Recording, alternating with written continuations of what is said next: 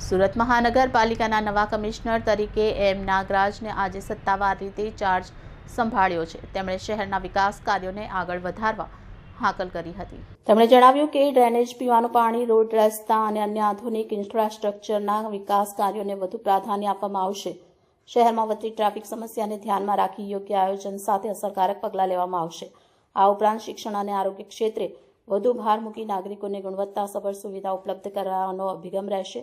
સ્વચ્છતા ક્ષેત્રે પણ સુરત શહેરને સતત પ્રથમ ક્રમે રાખવા માટે નગરપાલિકા દ્વારા વધુ પ્રયાસો હાથ ધરવામાં આવશે તેમ તેમણે જણાવ્યું। નવા કમિશનરના નેતૃત્વ હેઠળ સુરતના વિકાસને નવી દિશા મળશે તેવી અપેક્ષા વ્યક્ત કરવામાં આવી રહી છે।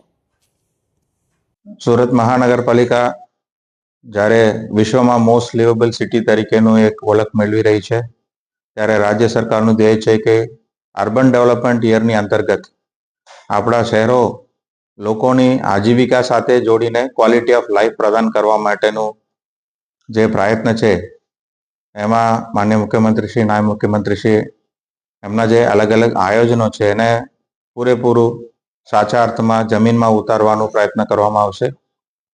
પોલિટિકલ વિંગ અને વહીવટી પાંખ બંનેના સમન્વય રાખીને એફિશિયન્સી સાથે સુદૃઢ કામ થાય અને સમયસર થાય એના માટે હું પ્રયત્ન કરીશ અને લોકોની અપેક્ષાઓને વાચા આપવા માટે પૂરેપૂરું પ્રયત્ન કરવાનું।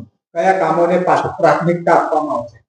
લોકોની મૂળભૂત સુવિધા છે પાણી, ગટર લાઇન, ડ્રેનેજ અને જે સોસાયટીના અંતર્ગત પણ જે વ્યવસ્થાઓ ઊભું કરવાનું છે અને સામાન્ય જનમાનસને જે વ્યવસ્થા કરવાની છે એને પ્રાથમિકતા આપવામાં આવશે। ઇન્ફ્રાસ્ટ્રક્ચર પ્રોજેક્ટમાં લાંબા ગાળાનું આયોજન સાથે જે પ્રાયોરિટી આપવાનું છે। સુરત ઇકોનોમિક રિજિયન માટેનું પણ ખાસ ભાર રાજ્ય સરકાર તરફથી મૂકવામાં આવી રહ્યું છે અને યુવાનો માટે સ્પોર્ટ્સ અને ઇન્ફ્રાસ્ટ્રક્ચર ફેસિલિટીઝ એની પણ આપણે જોવાનું છે અને ડ્રેનેજ અને વોટરનું તો મૂળભૂત સુવિધા રહે છે।